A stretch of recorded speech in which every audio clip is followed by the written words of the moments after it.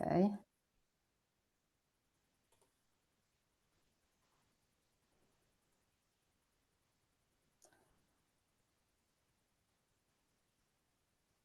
Okay, do you see my screen? Yes, I see it says that you are sharing the screen, but it doesn't give any other details. Okay, which is not nice, but not even surprising. Using Linux, sometimes there are this kind of issues. I apologize. Maybe you could try again. Let me see if I do have to do something here. Okay, let me try to share just the PDF.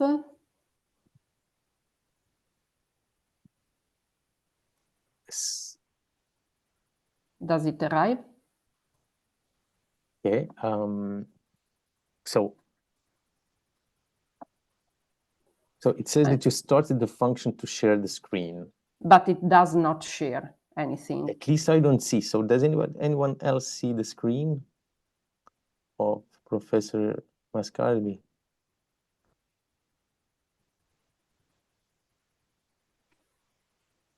Otherwise, just not to lose too much time, maybe Marin, if you can manage to share your own screen, you Yes. have my slides. Yes, I will I'm do that. sorry for this, but it's not your fault.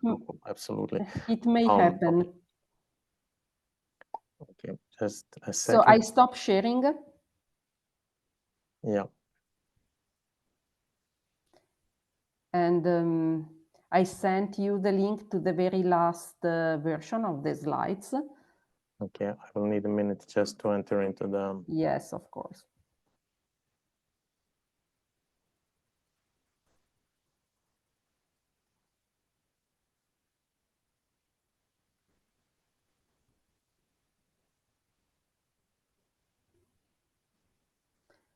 And is this a mixed online and in presence seminar, or it's just online, just as a curiosity since... So these are, so the classes on seminars is artificial intelligence applied to sector of energy and infrastructures within the masters, masters with pretty much the same name. And it will be uploaded on the platform of the masters. It will be just visible to the students that are here, and there are about 20 and something students in the master's degree. So it's just for their personal use, and it cannot be shared outside the platform. Yeah, okay, but there are no students in presence now. It's just we have two students, Junior Figueroa and Luis Antonio. Okay. Yeah. Okay. So I will. Yeah, you can start the. I will share the screen. Thanks. Sorry for asking you to move between my slides, but... No, not at all. Absolutely. It is a privilege. Okay, I have it in PDF. Yes, exactly. The very last one. I will share my screen. Let me just see if I can do that. And in the meantime, I start a timer just to make sure to use the right amount of time. Okay. So I mean, we can have about 45 minutes plus questions if you want. Okay. Can you see my screen? No. Okay, maybe you can try now, because I did change things in the configuration.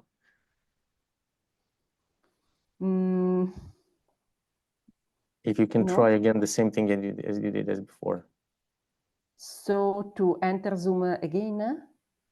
No, to share the screen, just to share the screen. Okay, I can try to share the screen. Yeah. Yes, I will do it, surely.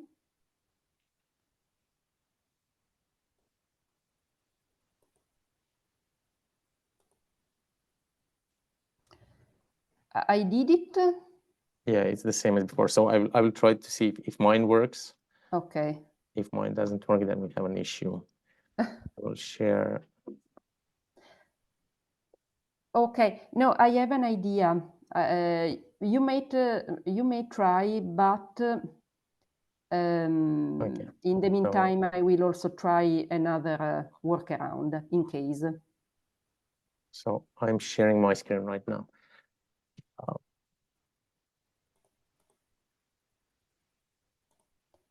Okay, please tell me if you see it. Not yet. Okay, now I can see them. Perfect.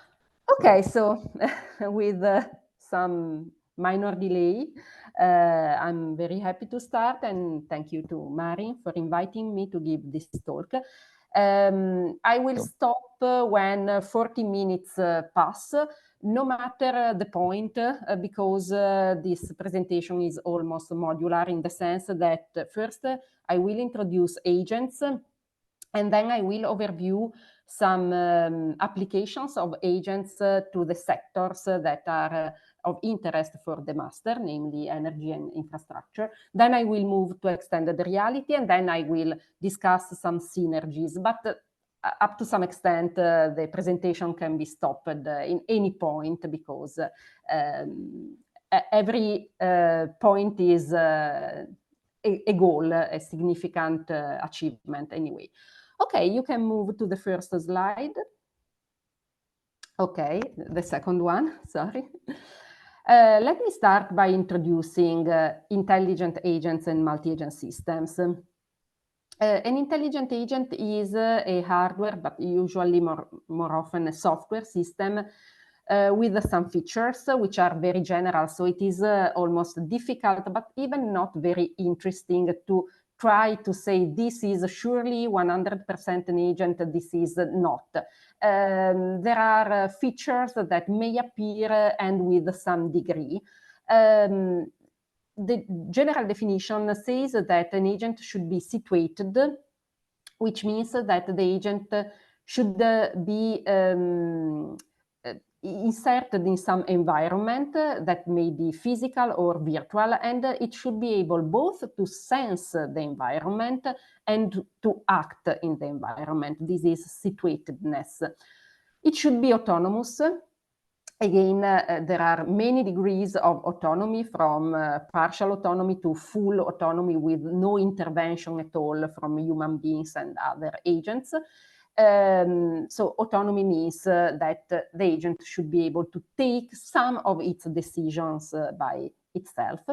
It should be reactive, which means that the agent should not just think and plan and never react to things that happen in the environment.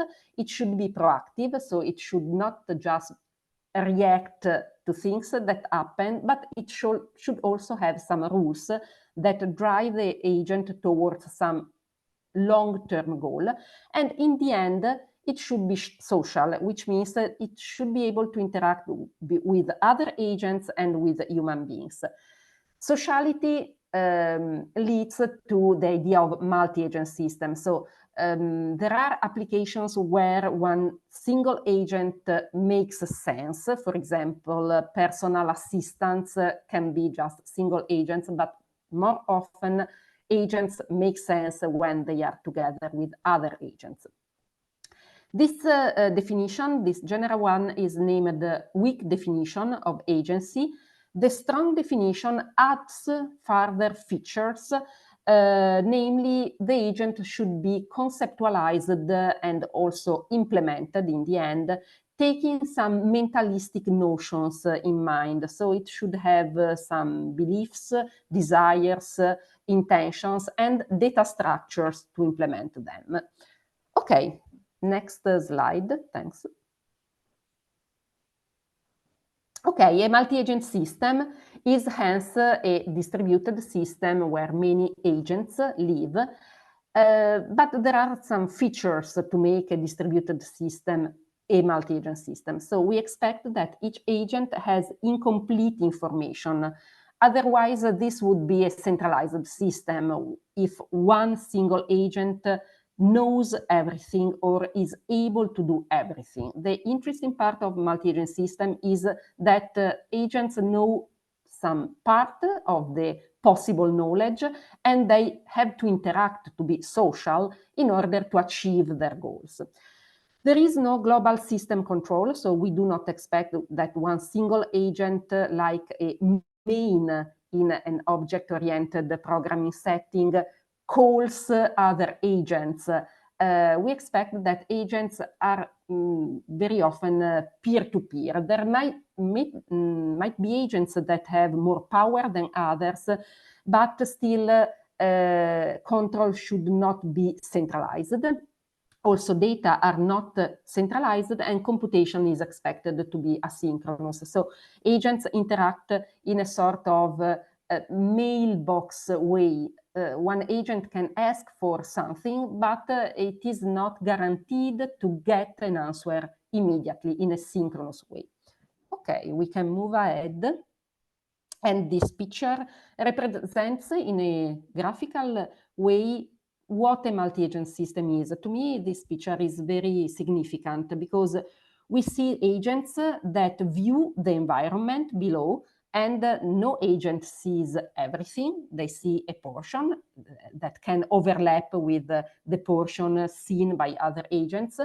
Agents communicate, and there is also a further level in the engineering of multi-agent system, but we will not discuss it today.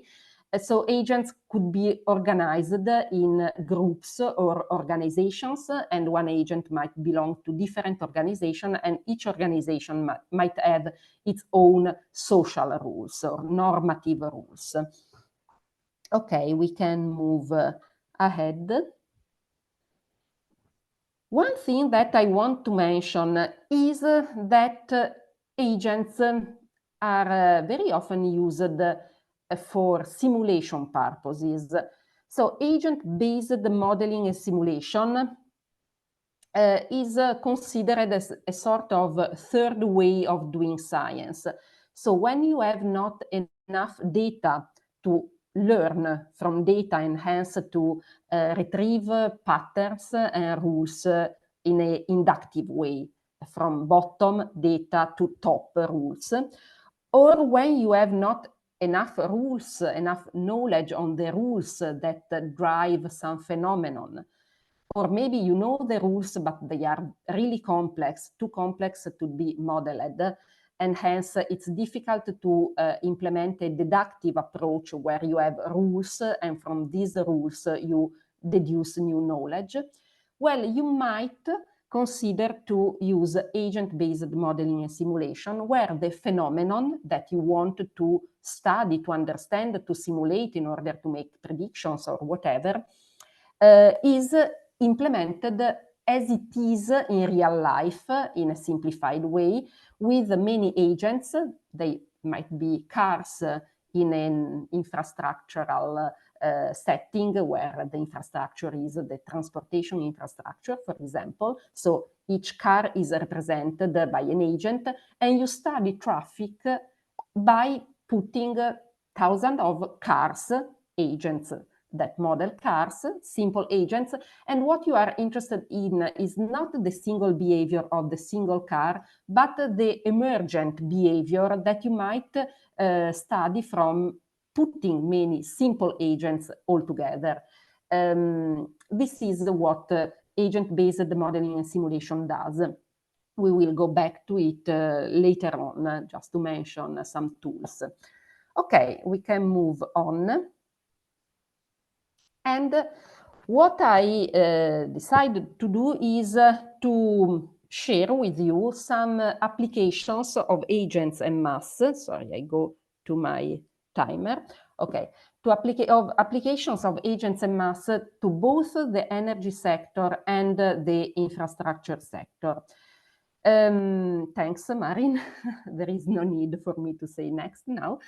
Okay, actually, what I selected as an example of this kind of applications are examples that to me make sense, but they are just somehow picked randomly because there are many examples of application of multi-agent systems. In particular, in the energy sector, I found many. I looked for some reviews, looking for the most recent ones, and this that I'm going to discuss briefly is a very recent review that deals with application of multi-agent systems, not in the infrastructure of the energy network, which is still interesting, but in the energy trading, in particular peer-to-peer energy trading. Okay, this review covered, I think, just papers in the last 5 years, so it is very recent, and it dealt with very recent papers. It covered something like 100 papers.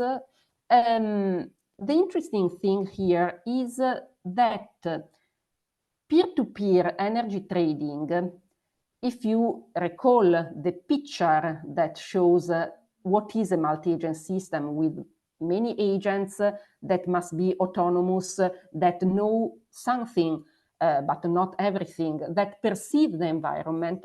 Well, the P2P trading picture with prosumers that are able both to produce energy thanks to their own energy production systems, renewable energy production system mounted on the roof or whatever. They also need, of course, to consume energy, but they could be seen as agents, or they could be represented by intelligent software agents in the energy market. And actually, this makes sense because each prosumer may produce more energy than needed, or it might also need energy. So we are not sure that each house, each prosumer in general produces enough energy every time. So these prosumers need to interact with others to sell or buy energy. In a conventional trading, these prosumers interact just with the retailers directly, but in the peer-to-peer setting, they can interact with each other exactly for sharing energy in a more localized, regional way. And actually, look at the picture, prosumers might be agents. In between, in the P2P setting, there is an energy sharing coordinator that might be an intelligent software agent that provides the service of coordinating the market. The supplier is still a big agent that is needed to be involved when the energy produced by the small prosumers is not enough, which may happen. So the multi-agent system picture fits perfectly this kind of real problem. And in fact, the authors of this survey discovered that a lot of works have been done, and the major advantages they found by reviewing the literature in using multi-agent system to organize the market of the energy in peer-to-peer setting is major scalability, better convenience for all the players, which can negotiate better prices for everyone. So there are advantages. We can move to the next slide. Okay, these are some examples of different topologies for peer-to-peer energy trading. Again, whatever the topology, you can think of having intelligent agents either representing only the prosumers, so prosumers interact with each other without anyone helping them, or in the left and right pictures, you may see that there are central entities that, whether they are centralized, but they are not meant to oblige agents to do something, but rather they might share information about the surplus of energy by one prosumer, the need of energy by another. Okay, so in any case, again, a multi-agent system approach can fit all these different kinds of centralized or decentralized or distributed peer-to-peer market. We can still move ahead. This is just a picture taken from the paper that summarizes the fact that the review took many elements into account, including financial benefit, infrastructure, data protection, and so on. And as I said, most papers show that there are benefits both on the financial side and also in the scalability side. Of course, in the market setting where there is a centralized element, if there are too many prosumers, the centralized element, the centralized agent will become a bottleneck. So the topology should be the right one for the number of prosumers represented by agents, and there are, of course, evaluation on which is the best solution for the various scenarios. Anyway, this is a nice example of multi-agent system for the energy sector, in my opinion. We can move on with the oh, I forgot. I also mentioned a paper of mine because I wanted to show that multi-agent system can also be used not for the market, so the financial side, but also for the infrastructural side. So, of course, energy flows across an infrastructure where there might be major roads and more local roads in the peer-to-peer regional subset of the net. And it might happen that some elements of this physical infrastructure may become unavailable, which requires to start finding a way to feed the consumers with energy anyway. In the past, but this was nothing especially original, rather it made a lot of sense because of the multi-agent system features.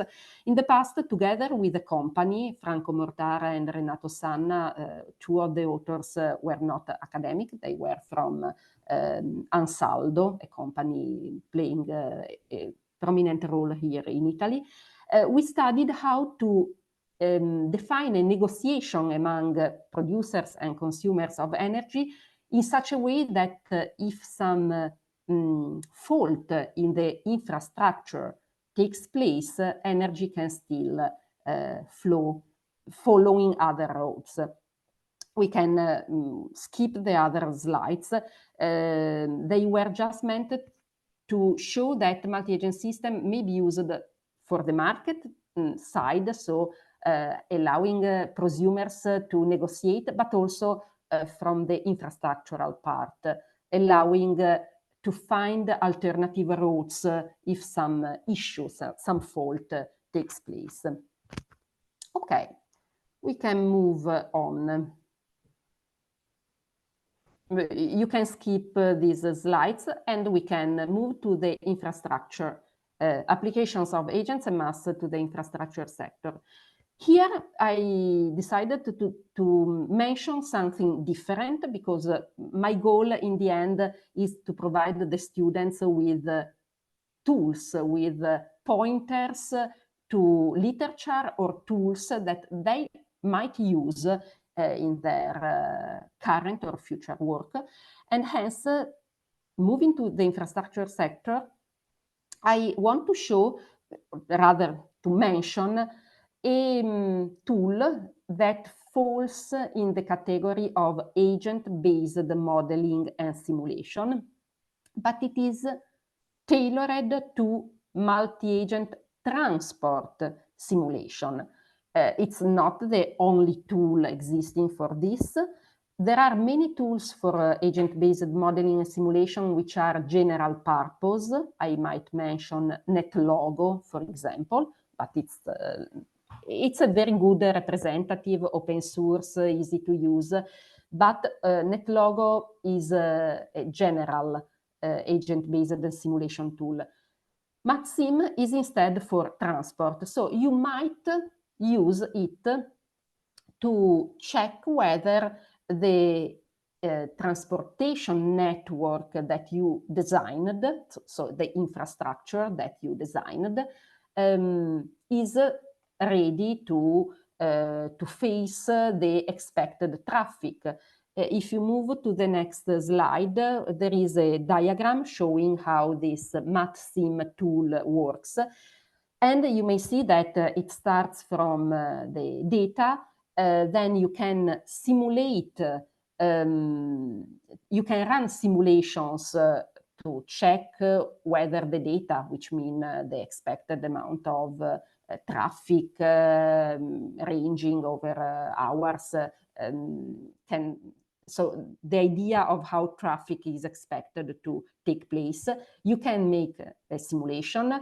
You can then analyze the results of this simulation, and you can replan either the infrastructure. If you are in a planning stage, you can think to add another road because you are designing a new part of the transportation infrastructure. You can try to see what happens, or you can consider to deviate part of the traffic to another portion of the transportation network because the one you are simulating shows that it cannot support all the traffic that you expected to take place. So you can play with parameters and learn something that you could simply not learn with a real execution, because you cannot put 1,000 cars in a real road, maybe because the road is not even yet existing, so you are in the design stage. This kind of tool can be really useful indeed. It seems to be very successful. Okay, that's I think that this ends the part on multi-agent systems and the energy and infrastructure sectors. I added just one slide with some other suggested reading for your own interest, but we can skip them, of course. We can move on. And the second part of the talk is about extended reality. Extended reality means the sum of augmented reality, virtual reality, and mixed reality. We can move on with the next slide, which basically says what I have already said. So we can move to the next one. Okay. When we talk about extended reality, nowadays it is very likely that we also meet the notion of digital twin. So I mentioned it. A digital twin is, as the name says, a virtual digital version of some real physical artifact or infrastructure. Why having digital twins make sense? Because a digital twin is a sort of model of the reality, and it can also have a graphical rendering, a visual part, visual virtual part.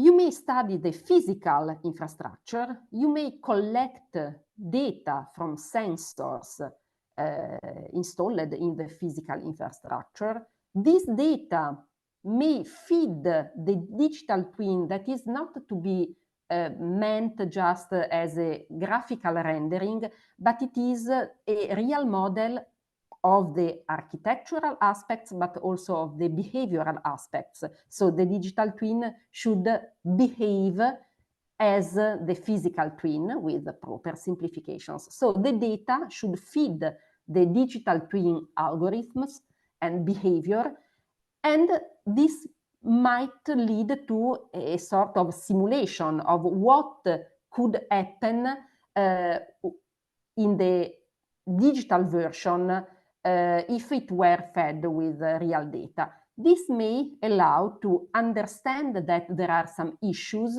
and to fix them, to make decisions and to implement those decisions in the physical twin. So the digital twin is a sort of lab where you can try different solutions and decide which is best for your needs, and then go to the physical twin and fix issues in the real life. Okay, we can go ahead. Okay, we can skip this slide because I already told what a digital twin is. Application of extended reality to the energy sector. Again, we can move to the next slide. Again, I looked for reviews and for recent ones. The one that I mentioned here, extended reality in power distribution grid applications and future trends, is recent, 2023. It mentions something like, I don't remember if, no, it's something like 90 papers. The next one will mention something like 300 papers. One of these papers, whose picture is shown in the slide, shows the hybrid intersection, the hybrid use of extended reality and digital twin. If you see the caption of figure 3, which is taken from the paper, hybrid XR, XR stands for extended reality, and DT prediction, DT stands for digital twin, for heating, ventilation, and air conditioning system. So what's happening here? There is a real air conditioning system that can be accessed by an operator, and the operator may be equipped with a head-mounted device that allows him not just that allows him to get more information on the context. So, for example, he might see, okay, if the system is of that kind, the manual is this one. So the operator could access to information based thanks to the head-mounted device. But the digital twin plays also a role, because the information that the operator can access is not static information, manuals, indications, rules. It can be fed by the input coming from the sensors that are installed in the real system. So the digital twin can analyze this data and provide the operator with graphics, with information that come from the real-time sensing of the system.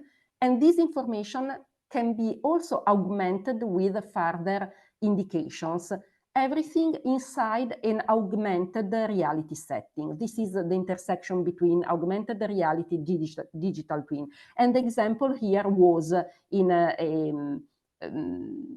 energy application, and there are many others. In particular, recommendation for saving energy were given to the operator, given the system and given the current situation of the system. Okay, we can move ahead. And we can move to the infrastructure sector. When I looked for extended reality and infrastructure, what I found was almost everything related to the Industry 4.0, because Industry 4.0, I think that there is a definition in the next slide, but basically it is the next generation industry where the industry is strictly related and connected with sensors, and so there is an IoT, an Internet of sensors, of things, and these things maybe in particular sensors, infrastructure. That's why the infrastructure connection. The Industry 4.0 is based on the IoT infrastructure, and equips and enriches the IoT infrastructure with AI, with analytics capabilities, with machine learning, with cybersecurity, and with extended reality. Okay, these authors that I mentioned here analyzed something like 300 papers and provided a very solid and comprehensive review. We can move to the next slide. The outcomes of this review, that of course I do not even know, because there were 300 papers, so I do not know the details of each of them, but the lesson learned from this review is that the fields where extended reality is used in the Industry 4.0 setting are almost all the possible fields of applications. If you see the box in the top left side of the figure, maybe you cannot read it, but automotive, construction, energy, once again energy, maritime, earth are all mentioned as fields of application of extended reality in the Industry 4.0 setting. Another outcome of this survey was that when moving to the lower part of the figure, which lists the technical tools that are used by authors to integrate extended reality and industry, head-mounted devices play a very relevant role. So it seems that they are really used and they are very successful in the applications that were reviewed by these authors. The review is once again very recent.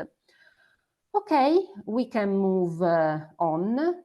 Again, I put a couple of papers that you might want to read on the same topic, so extended reality and infrastructure.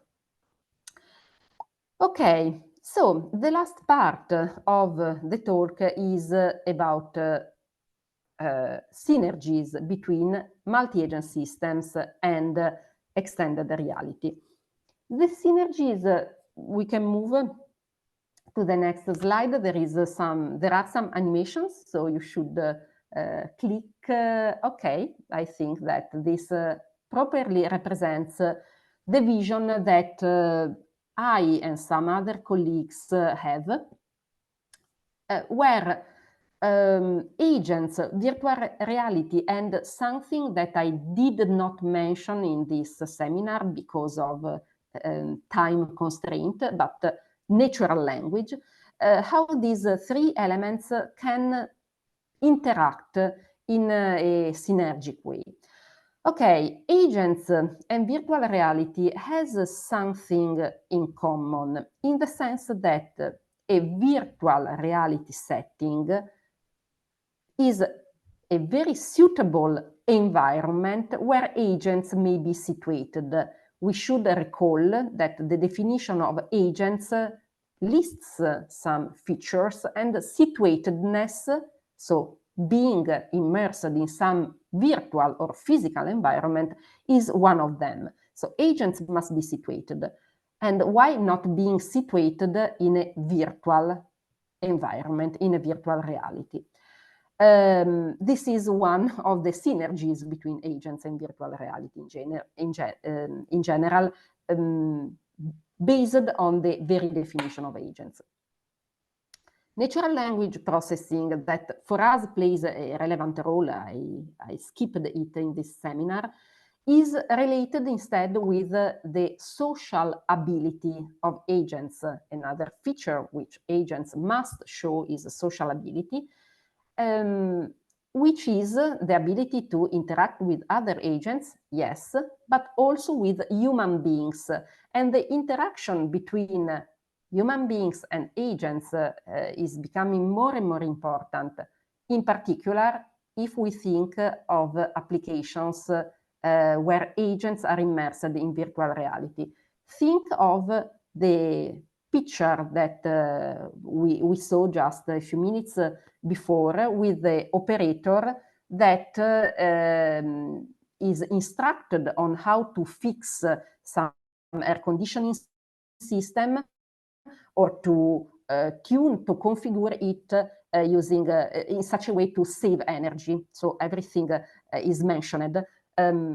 Well, if this operator could talk with the system in natural language rather than typing text, given that maybe his hands are needed because he is working in the meantime.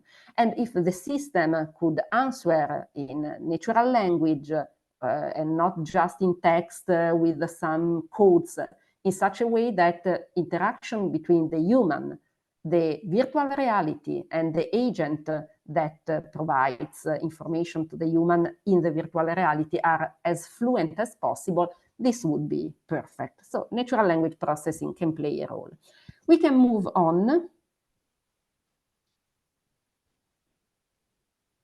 Okay, I will just spend no more than 5 minutes, because I have no more than 5 minutes, on something that we are doing here in the University of Genova. We named the tool that we have implemented, Vesna, for virtual environments via natural language agents. So we can go on. I will just show you the architecture of Vesna. It's everything open source. Again, here we have some animations. So Marin, you may click a few times to see the components of the architecture up here. Okay, that's the last slide was enough.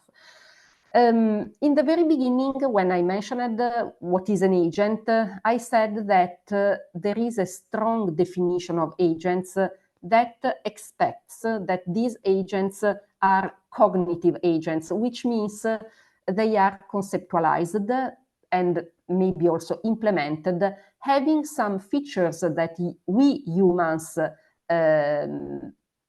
have as natural features driving our behaviors. For example, some beliefs, some desires, some deductive, logical reasoning process.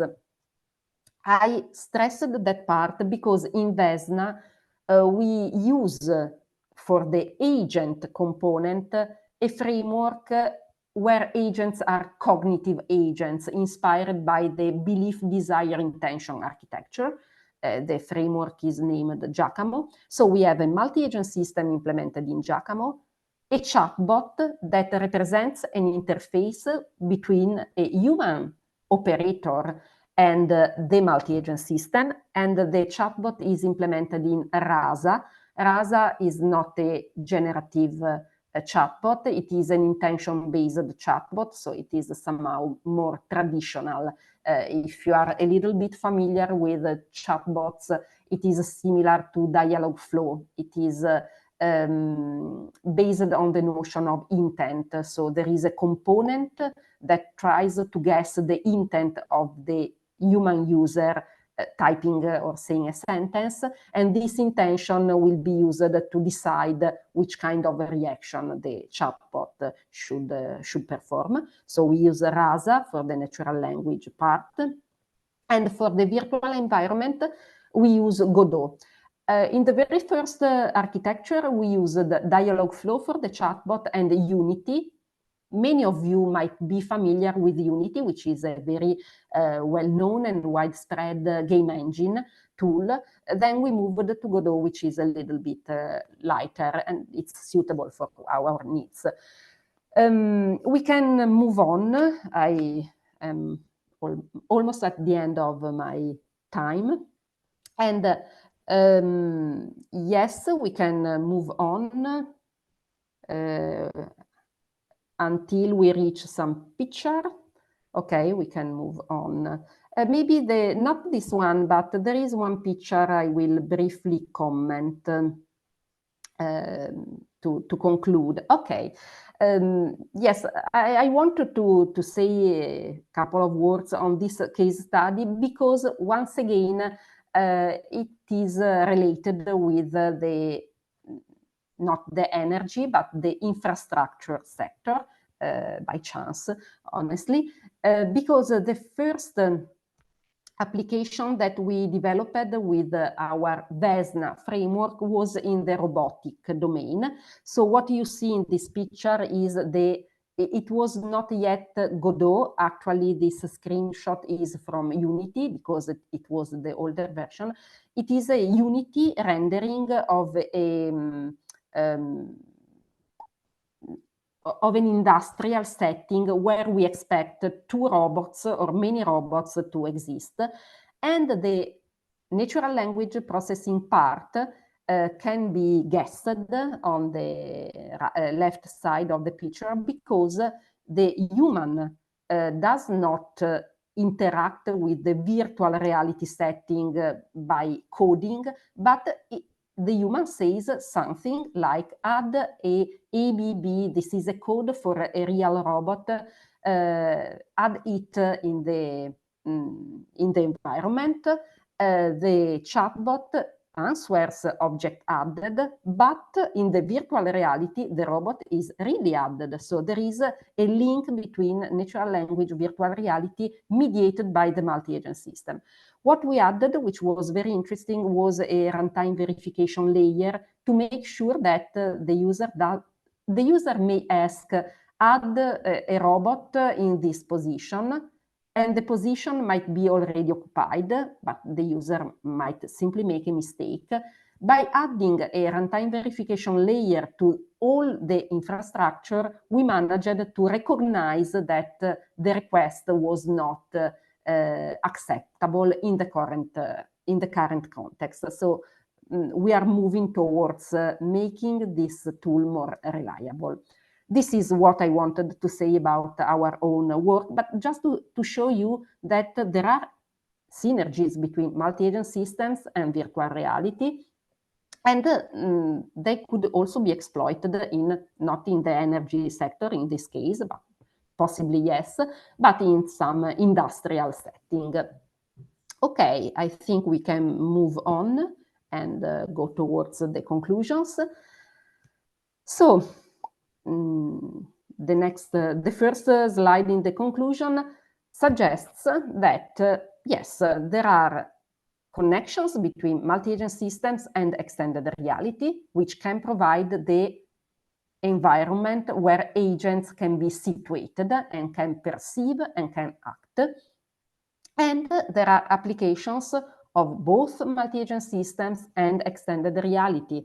And in a very minor way, also of both integrated in the industry sector and in the energy sector. This is what we have seen. We can move on. And we are playing a lot with these connections.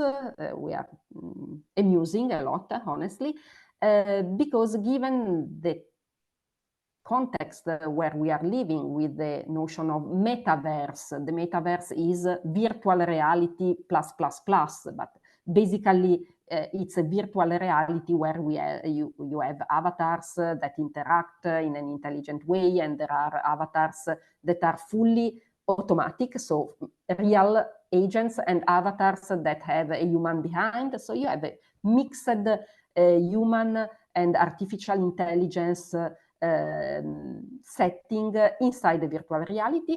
We have ChatGPT, so the natural language processing part is absolutely a very hot topic. So we think that it's nice to explore the interconnections. We can go on.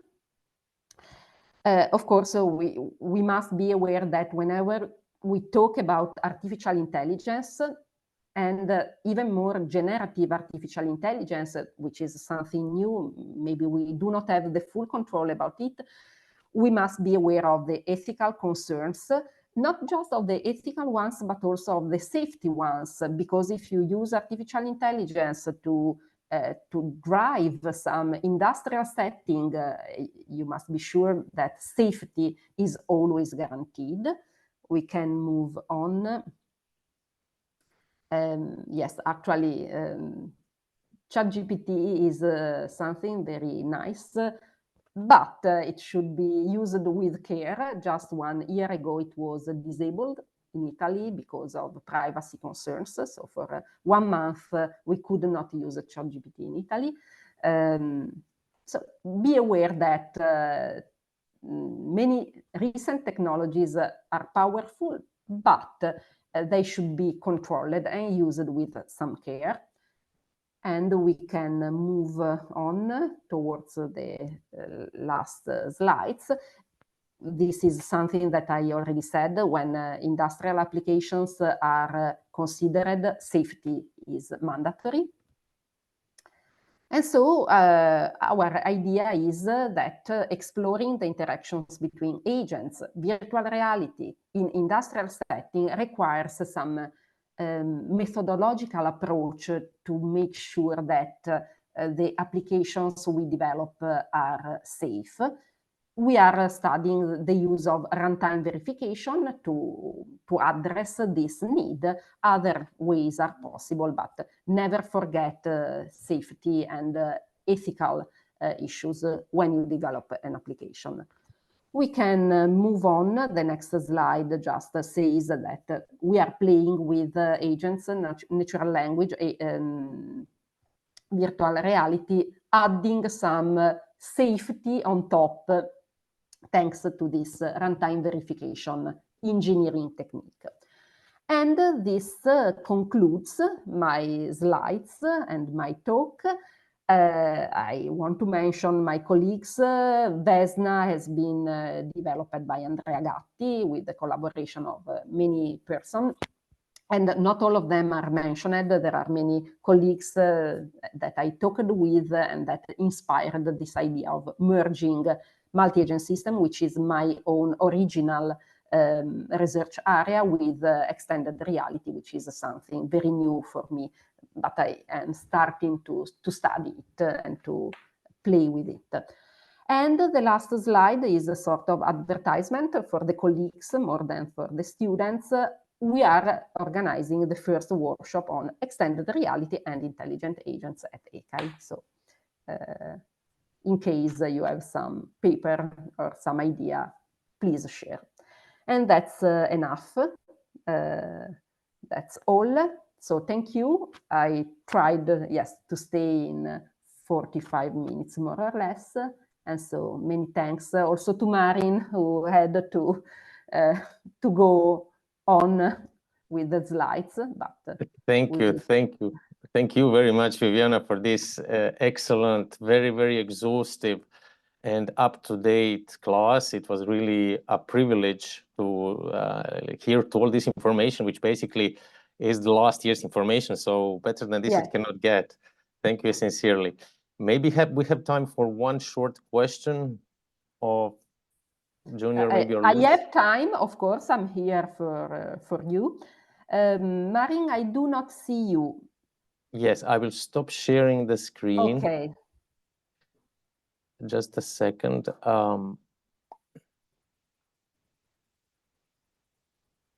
So I was expecting this would be easier. Okay, so. Okay, Thanks. now you should see me. Yes. Thanks. Okay, Thanks great. again. Thank you. So yes, maybe as you said, it's really last year stuff, in the sense that it's really everything very recent, which means that maybe it's also preliminary, but at least it's the frontier of the research. Yes, so I send you the information of Junior, who says the presentation was very interesting. Junior, do you maybe have a question? You can maybe turn on your microphone. I think I enabled you to speak.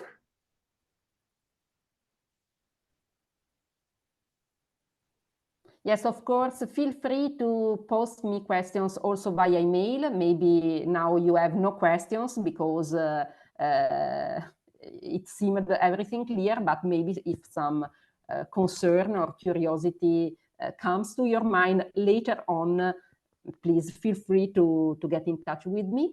Okay, thanks. It is good to know where agents and multi-agent systems can be applied. Yes, and the energy market was, since the very beginning of the agent history, it immediately became clear that the energy market and the energy infrastructure, but the energy market much more than the energy infrastructure, was a very good application domain. There are a lot of studies which implement, which use game theory stuff, which is closely related with agent research in the market, energy market domain. So you will find a lot of works on that specific topic. Yes, you also provided a lot of literature that they can read. If they are interested in going in more detail, they can really go in more detail for each one of these topics. So please feel free, Junior and Luis, and all the students of the class, feel free to read these. If you don't have the access to them, please contact me. I will give you the access. I will upload these papers on the platform. And once again, Vivian, thank you very much for your really a lot of effort, hard work, and it is always a pleasure to have you here. Hopefully next year you will be attending also in person in Madrid. And yes, last year I was in person. Maybe next yes. year I will be in person again. Sorry for the initial technical issues, but I think that I apologize for that. This is rather our part, the part from the platform, which is not working well. Thank you once again. Thank you all, and see you soon. Bye bye. Ciao ciao. Goodbye. See you. Bye. Ciao. Ciao ciao. Ciao.